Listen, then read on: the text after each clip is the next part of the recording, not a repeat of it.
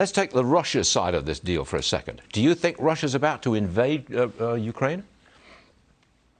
Well, Stuart, he's certainly putting the forces in place with over 100,000 now on Ukraine's border.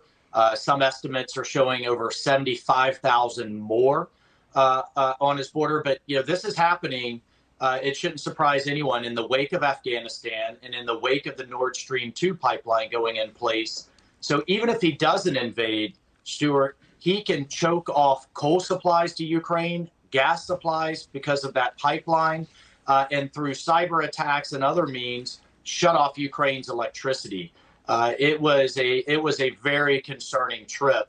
And meanwhile, what are the Ukrainians getting from the United States and from this administration? While they appreciate some lethal aid that they've received, the rest of it is moving very slowly because Biden's making the same mistakes that Obama made in 2014.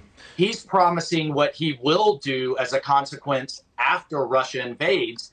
He should be imposing consequences right now to deter Russia from invading. And, why do Americans care? Well, I got to tell you, this is the same slippery slope that Neville Chamberlain was on in the 1930s, right? First it was Czechoslovakia, then Poland, then France. And if we don't make a stand now, I think you're going to see a total destabilization of Europe and obviously then the global economy.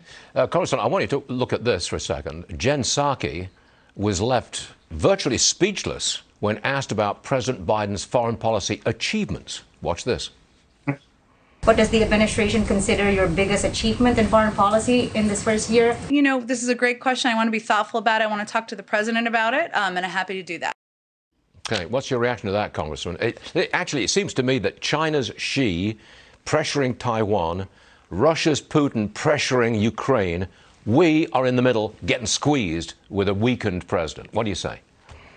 Well, and meanwhile, you have the Taliban caliphate growing in Afghanistan with the intelligence community being very clear because they want to cover their own rear end, so to speak, that ISIS and al-Qaeda intend and are developing the capabilities again. So global terrorism has a shot in the arm, and Iran is racing towards a nuclear weapon, which will set off a nuclear arms race in the Middle East. So I would ask her, what were the policy achievements of the Obama administration? None. The world was on fire then, and they've brought the same approach now, and we're seeing the world light on fire again.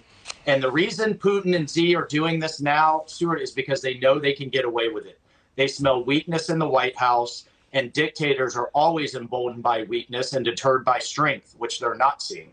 It's a difficult position that we are in right now, squeezed by our rivals, I would say. Congressman, thank you very much for being with us. We really appreciate it, always. Thanks a lot. Thank you, Stuart. Merry Christmas and happy holidays. Merry Christmas to you, sir.